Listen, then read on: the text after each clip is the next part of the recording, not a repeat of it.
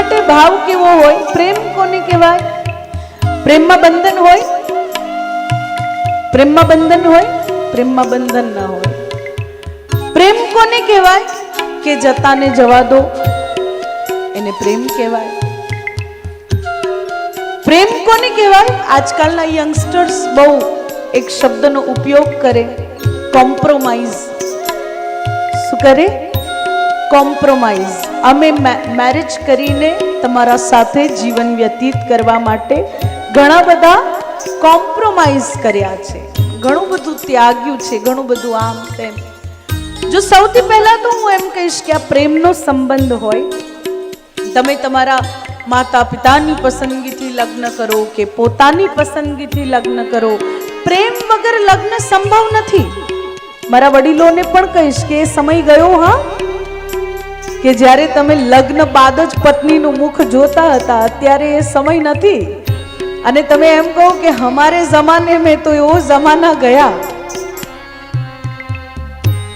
એટલે બાળકોને સમય આપો. કદાચ લગ્ન નક્કી પણ કરી દો તો કમસે કમ 2 વર્ષનો સમય આપો કે એકબીજાને જાણે સમજે.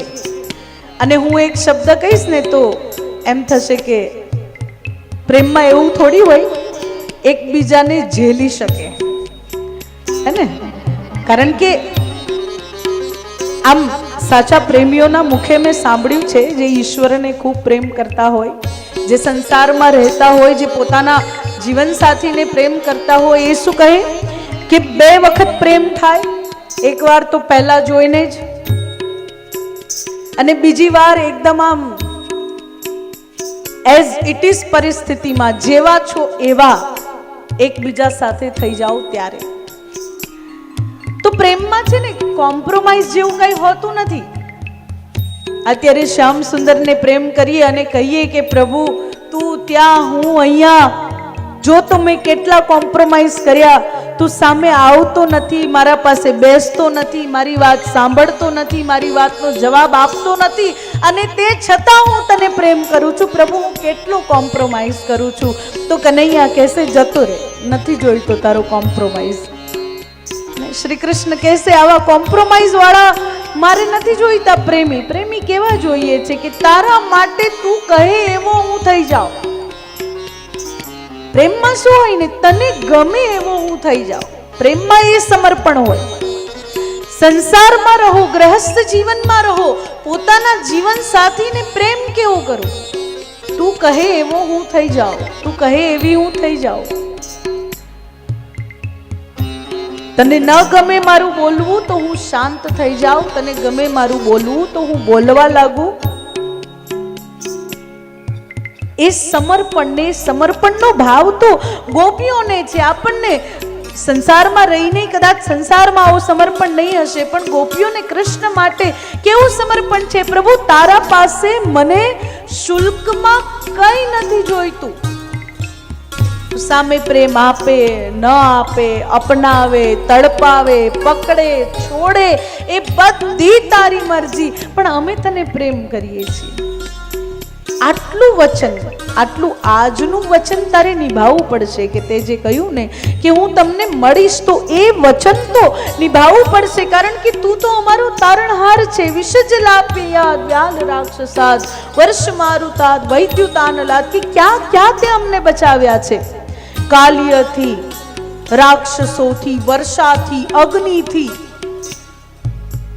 એવું શું છે જેનાથી તે અમને નથી બચાવ્યા? દુઃખનું પોટલું માથે આવે એટલે આપણને એમ થાય કે પ્રભુ મને કેમ આટલું બધું દુઃખ, કેમ આટલું બધું કષ્ટ?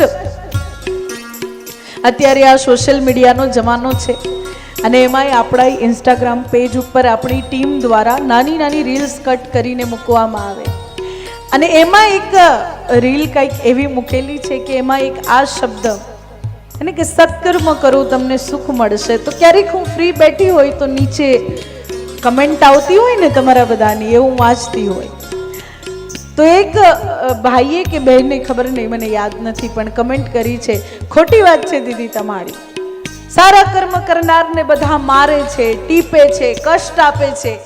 કોઈ એવું નથી જે સત્કર્મ કરનારને પ્રોત્સાહન આપતું હોય, જશ આપતું હોય.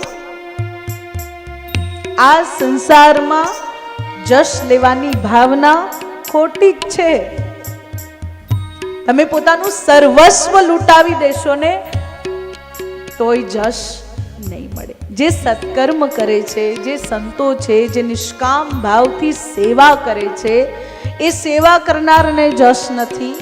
સ્વયં પરમાત્મા શ્રી કૃષ્ણ પૃથ્વી લોક પર આવીને આપણને આટલું બધું શીખવીને ગયા, એ પરમાત્માને જશ નથી તો તમને ને મને તો ક્યાંથી હોય? એટલે જશનો ભાવ, જશની ઈચ્છા, જશની લાલસા, જશની લાલસાથી કોઈ પણ કામ કરશો ને.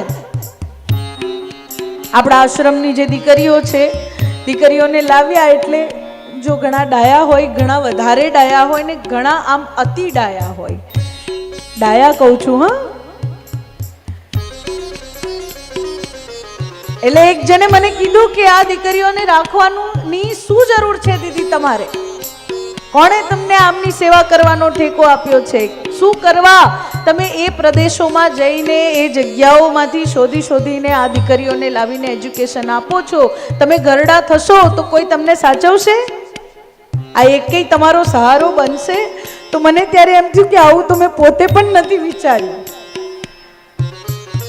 આવો વિચાર તો હજી મને પણ નથી આવ્યો. સ્વાર્થથી કરીએ એ સેવા થોડી કહેવાય. સ્વાર્થથી કરીએ એ સેવા થોડી કહેવાય. આપણે ગૌ માતાની સેવા કરતા હોય, અહીંયા આપણી સંસ્થામાં સેવાઓ ચાલે છે, ત્યાં એવી આશા રાખીએ આપણે આ દીકરીઓમાં, એવી હું આશા રાખું ના, હું અત્યારે તમને એજ્યુકેશન માટે હેલ્પ કરું છું, સારી રીતે રાખું છું, પ્રેમ કરું છું, તો બદલામાં હું ગરડી થાઉં ત્યારે તમારા બધા કામકાજ છોડીને મારા પાસે આવવાનું. પ્રભુને એવી પ્રાર્થના કરીએ ને કે પ્રભુ ત્યાં સુધી પહોંચાડતા જ નહીં, પોતાના પાસે બોલાવી લેજો. એટલું લાંબુ જીવીને કરવું શું છે? દેહ રહે ત્યાં સુધી, દેહ ચાલી શકે ત્યાં સુધી પ્રભુ જીવિત રાખજો ને. જેવું એવું લાગે ને કે હવે પરાધીનતા આવવાની છે એટલે પ્રભુ તમારા પાસે બોલાવી લેજો. શું કરવા? કોઈના સહારે રહેવાની કામના પણ કરવી જોઈએ. ઈશ્વરના સહારે, માત્ર કનૈયાના સહારે જીવન વ્યતીત કરવું.